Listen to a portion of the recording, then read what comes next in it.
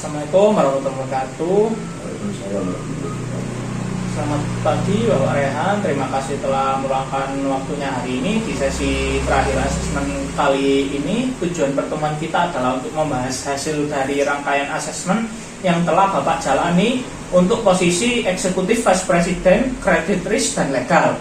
Perlu saya sampaikan di awal, tujuan utama asesmen ini bukan sekedar lulus atau tidak, melainkan untuk memotret profil kompetensi Bapak agar bisa merancang pengembangan karir yang paling tepat buat Bapak ke depannya.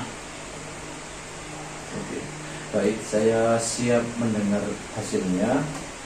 Gimana? Baik, saya ingin mulai dari hal-hal positif yang sangat menonjol dari hasil asesmen Bapak. Secara umum, Bapak adalah talenta yang sangat kuat di bidang teknis risiko kredit. Pertama, kemampuan komunikasi tertulis Bapak luar biasa. Kami sangat terkesan bagaimana Bapak mampu menyederhanakan laporan teknis 30 halaman menjadi proposal strategis 1 halaman yang sangat jelas untuk direksi. Ini kemampuan yang cukup langka. Kedua, kemampuan diagnosis masalah dalam studi kasus PT Tekstil Maju Bersama. Bapak satu-satunya yang jeli melihat bahwa akar masalahnya bukan sekedar uang, tapi tata kelola. Analisis Bapak cukup tajam. Dan yang ketiga, dalam diskusi kelompok atau LGD, Bapak mendapatkan skor sempurna dalam aspek relasional. Bapak mampu menjadi kolaborator yang baik dan menjaga diskusi tetap kondusif. Ini model kepemimpinan yang sangat baik. Oh begitu ya. Terima kasih Pak. Saya juga memang merasa cukup percaya diri dalam analisis dan menjaga hubungan tim. Apakah ada yang lain Pak mengenai fiturnya? Baik, nah karena posisi Bapak yang 7 merupakan EVP, yaitu level eksekutif tertinggi yang membawahi 2 divisi besar, standar yang kita gunakan pun bergeser dari manajerial ke strategis. Dari sini kami melihat beberapa celah yang perlu kita jembatani bersama. Yang pertama yaitu terkait pengambilan keputusan di bawah tekanan. Dari hasil wawancara dan simulasi terlihat Bapak memiliki kecenderungan untuk menunggu data 100% lengkap sebelum memutuskan. Di level manajer risiko kehati-hatian ini bagus, namun di level EVP hal ini berisiko membuat kita kehilangan momentum bisnis karena analisis paralisis. Tantangannya adalah bagaimana Bapak berani mengambil keputusan strategis meski datanya belum sempurna.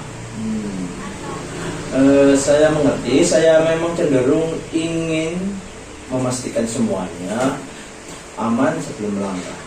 Betul, dan itu wajar. Namun tantangan berikutnya berkaitan dengan adaptabilitas dan visi. Posisi ini menuntut Bapak memimpin divisi legal juga. Kami mencatat bahwa saat ini belum ada inisiatif proaktif dari Bapak untuk mendalami aspek hukum secara strategis. Hasil tes psikologi juga menunjukkan adanya tantangan dalam hal ketelitian dan pada rutinitas dan preferensi Bapak yang kurang menyukai aturan yang terlalu kaku untuk memimpin divisi legal yang sangat compliance heavy. Ini adalah area risiko yang cukup besar. Baik, terakhir terkait kepemimpinan eksekutif, Bapak masih cenderung terjun langsung ke teknis, yaitu micromanagement atau mengandalkan struktur jabatan untuk mendapatkan respect. Di level EVP yang dibutuhkan adalah kemampuan menginspirasi visi dan membangun trust, bukan sekedar memberi instruksi teknis. Jadi begitu. Jadi gimana Mas? Apa kesimpulannya untuk promosi saya?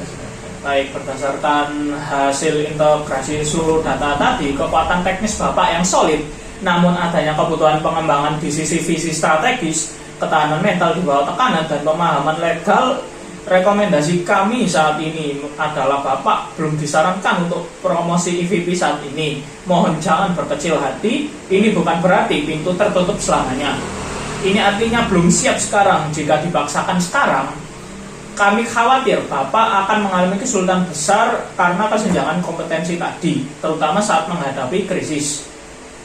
Kami justru melihat Bapak sebagai aset high potential yang perlu dimatangkan lagi. Oleh karena itu, kami menyarankan beberapa langkah konkret. Yang pertama yaitu mentorship eksekutif. Kami sarankan Bapak didampingi mentor level direksi untuk belajar bagaimana mengambil keputusan strategis tanpa data lengkap. Yang kedua yaitu rotasi atau penugasan khusus. Sebelum memegang legal, Bapak perlu exposure di proyek-proyek yang melibatkan hukum intensif agar Bapak terbiasa dengan pola pikir legal. Yang ketiga yaitu delegasi, mulai berlatih mempercayakan detail teknis ke tim supaya Bapak bisa melatih helikopter view Bapak. Bagaimana pandangan Bapak mengenai rancangan pengembangan ini? Jujur saja agak kecewa sih. Tapi setelah mendengarkan penjelasannya sampean, saya paham terutama soal decision making dan kurangnya bakal saya di legal. Saya setuju, mungkin saya perlu untuk mempersiapkan lebih matang sebelum memegang tanggung jawab sebesar itu. Mungkin begitu saja. Sikap yang sangat profesional Pak Rehan. Saya yakin dengan kekuatan analisis dan kemampuan komunikasi Bapak setelah proses pematangan ini, Bapak akan menjadi pemimpin eksekutif yang jauh lebih solid di masa depan. Mari kita jadikan hasil ini sebagai peta jalan untuk pengembangan diri Bapak. Baik, terima kasih atas masukannya, Pak. Apakah ada yang ditanyakan lagi Bapak Rehan? Sepertinya sudah cukup sih. Baik, terima kasih telah hadir pada sesi kali ini. Saya sebagai asesor meminta maaf segala-galanya kalau ada salah kata maupun ucapan.